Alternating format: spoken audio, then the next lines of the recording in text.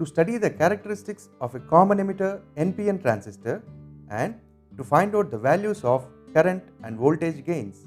The apparatus used in this experiment are a NPN transistor characteristic apparatus and connecting wires.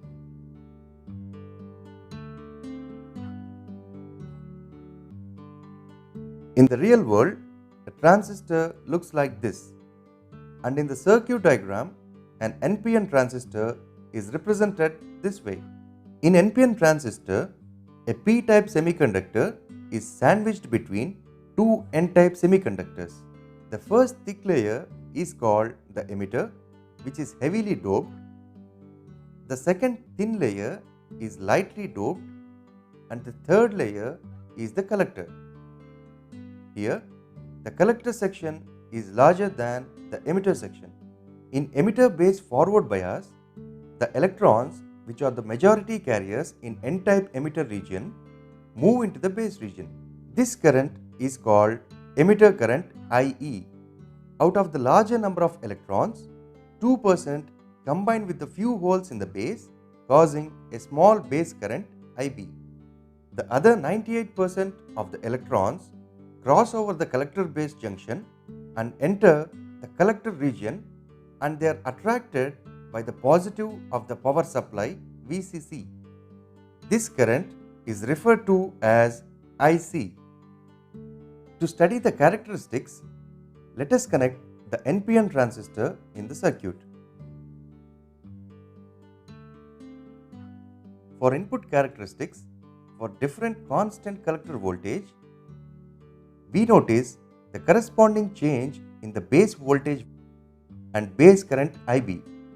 For output characteristics for different constant base current IB, we notice the corresponding changes in the collector current IC and the collector voltage VC. This is the on-off switch for the power supply for this circuit. Since we are going to study the characteristics of an NPN transistor, we will be using this transistor, which is labeled as NPN transistor. These two blue terminals are the emitter of this transistor. These two red terminals represent the base of the transistor, and these two yellow terminals represent the collector of the NPN transistor. This knob is actually a rheostat which can be used to vary the voltage from 0 to 1000 millivolts. This voltage will be applied between the base and emitter of the NPN transistor. Since it is the input voltage, it will be small and is therefore measured in. This knob here is again a rheostat which can be used to vary the voltage from 0 to 10 volts. And this voltage is applied between the collector and emitter of the NPN transistor. Since it measures the output voltage, it is comparatively larger and is therefore measured in volts. Thus, this voltmeter is used to measure the collector emitter voltage. This toggle switch can be used to set the range of this ammeter to either 250 microamperes or 25 milliamperes. Since this ammeter will be used to measure the base current, which is supposed to be small and in microamperes, we will set this toggle switch to 250 microamperes. This ammeter will be used to measure the collector current, which is the output current, and is comparatively larger, and so will be measured in milliamperes. And the emitter.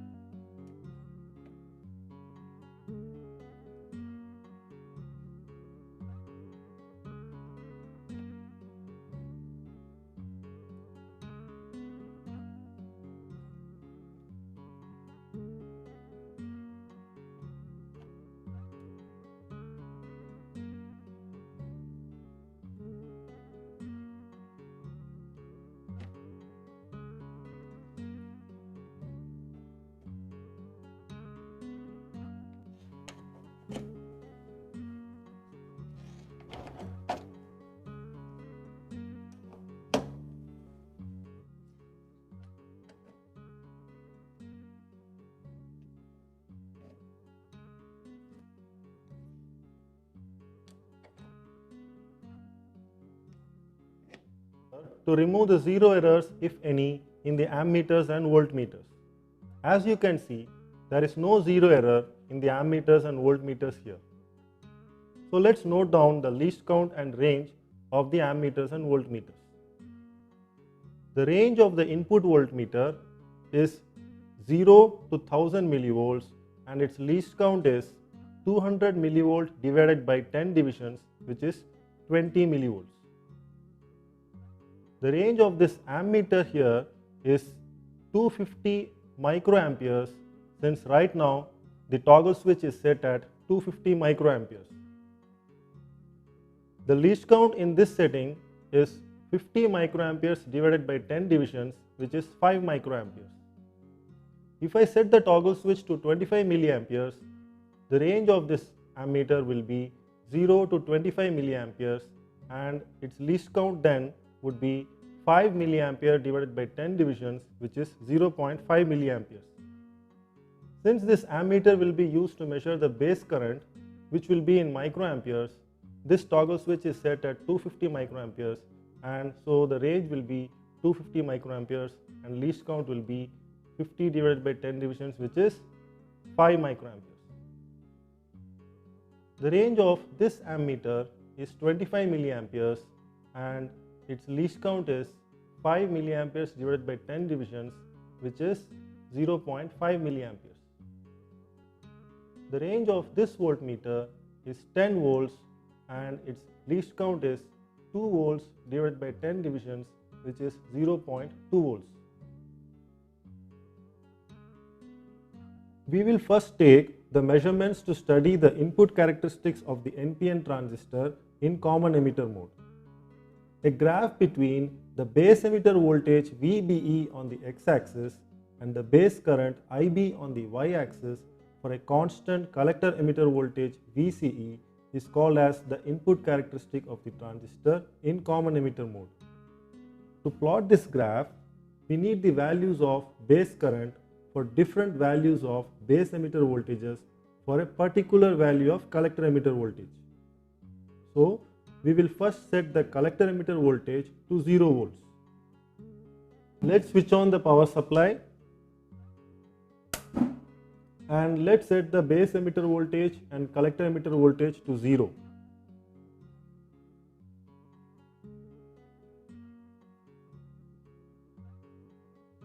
While keeping the value of the collector emitter voltage constant, we will now note down the value of base current for different values of base emitter voltage.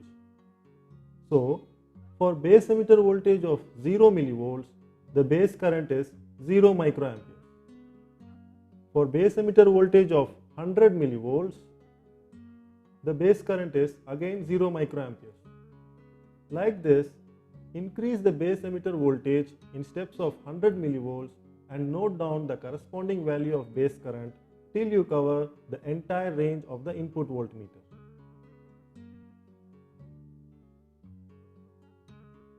So when the base emitter voltage is 200 millivolts, again the base current is 0 microamperes. When I increase it to 300 millivolts, again the base current is 0 microamperes. When I increase it to 400 millivolts, again the base current is 0 microamperes.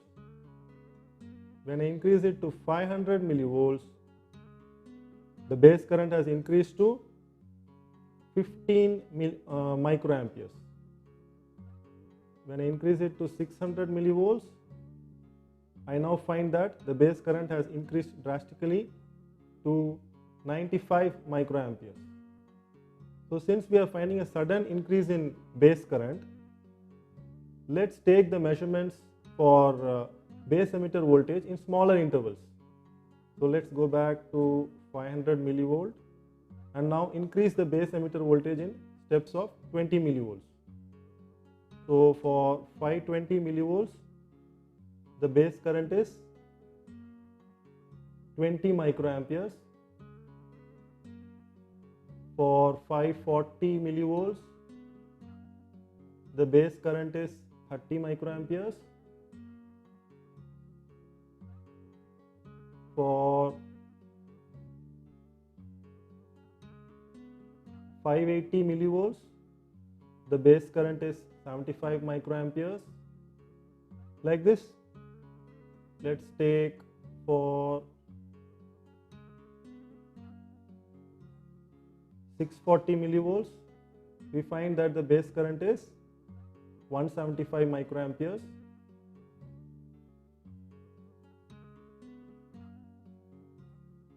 And we see that if we increase the base emitter voltage further, the base current goes out of scale. So we have got sufficient readings to plot a good graph. Next, increase the collector emitter voltage to 2 volts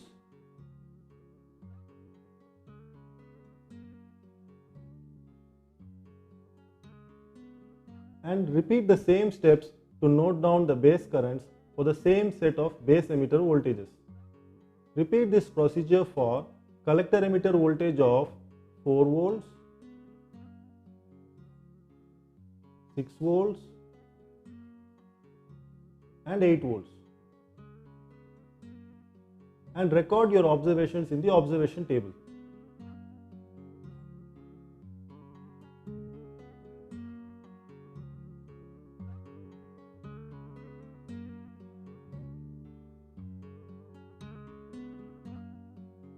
Here, the least count of the input voltmeter VB is 20 millivolts and the least count of the output voltmeter VC is 0.2 volts.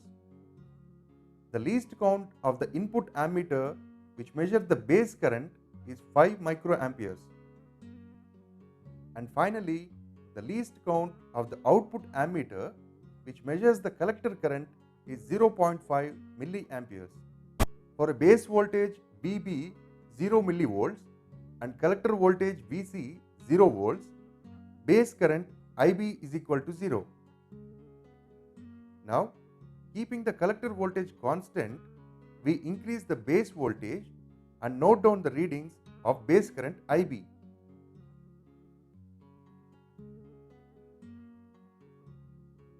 Similarly, for constant collector voltage VC of 2 volts, 4 volts, 6 volts and 8 volts, the values of base current IB are as follows.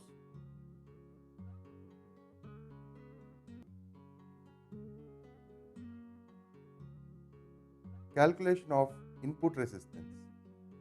To calculate the input resistance, we plot a graph between base voltage VB on x-axis and base current IB on y-axis. And the scale on x-axis is 1 centimeter is equal to 100 millivolts. On y-axis, 1 centimeter is equal to 20 microamperes. Now, we plot the points on the graph.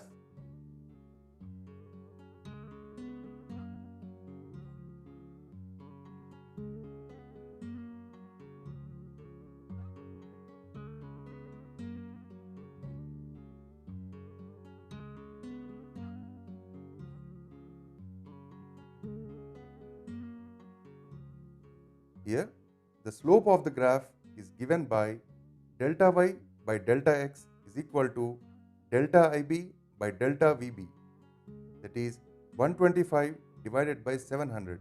Its reciprocal is the input resistance, which is delta VB by delta IB is equal to 700 by 125, which is 5.6 ohms.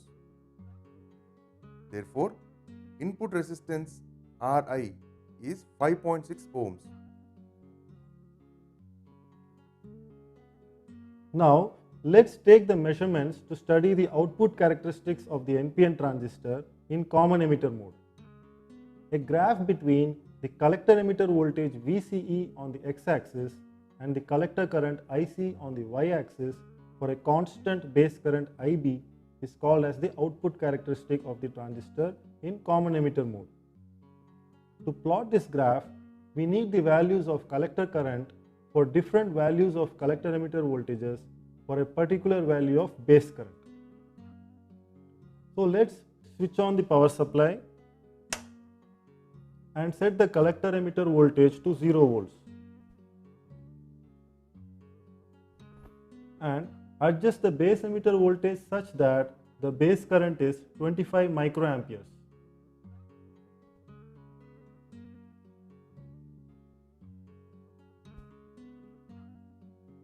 while keeping the value of the base current constant, we will now note down the value of collector current for different values of collector emitter voltages.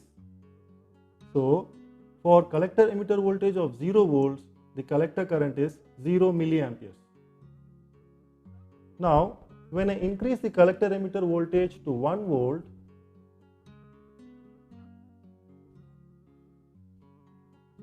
I find that the base current has suddenly decreased. So I need to readjust the base current to 25 microamperes before noting down the collector current.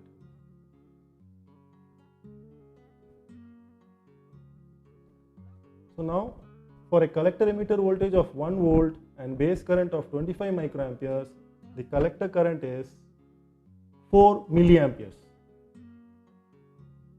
So next, I will increase the collector emitter voltage to 2 volts.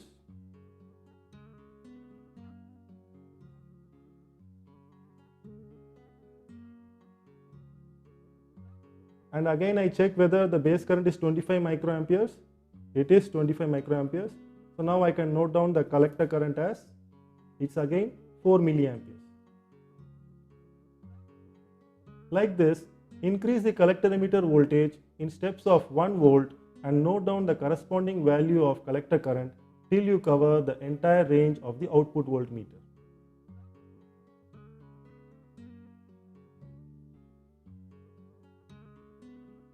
So when the collector emitter voltage is 3 volts, the collector current is again 4 milliamperes.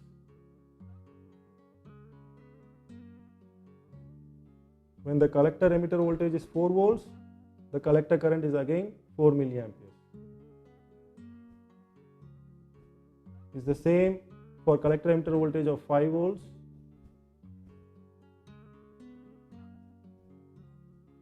6 volts, 7 volts, 8 volts, and even 9 volts. Thus, when increase the collector emitter voltage, the collector current remained constant.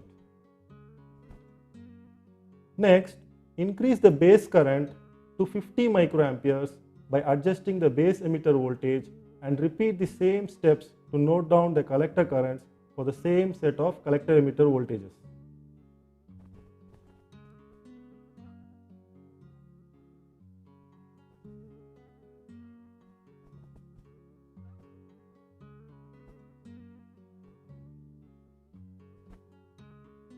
So repeat the procedure for base currents of 75 microamperes, 100 microamperes, 150 microamperes, 200 microamperes, and 225 microamperes. And record your observations in the observation table.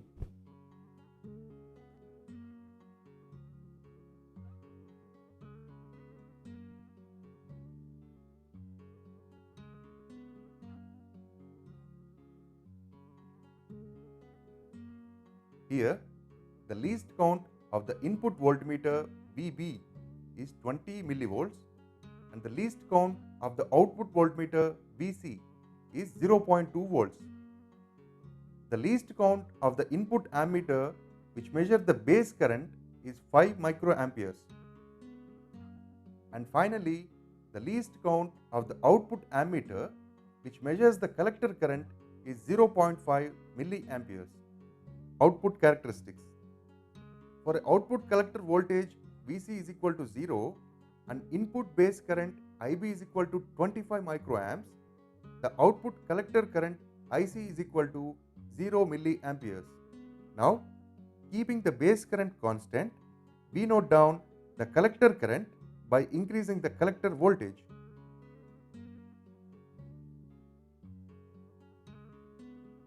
Similarly, for constant base current of 50, 75 and 100 microamperes respectively, the values of collector current IC are as follows. Calculation of output resistance. To calculate the output resistance, we plot a graph between collector voltage VC and collector current IC using the values from the observation table. Consider the collector voltage on x-axis and collector current on y-axis, and the scale on x-axis is 1 centimeter is equal to 1 volt, and on y-axis 1 centimeter is equal to 5 milliamperes.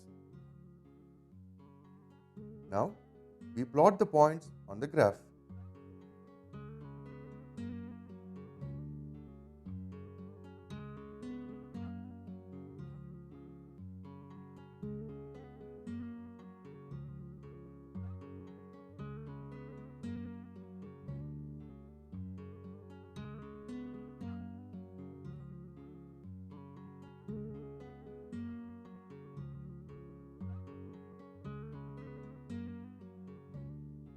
Here, the slope of the graph is given by delta y by delta x is equal to delta IC by delta VC.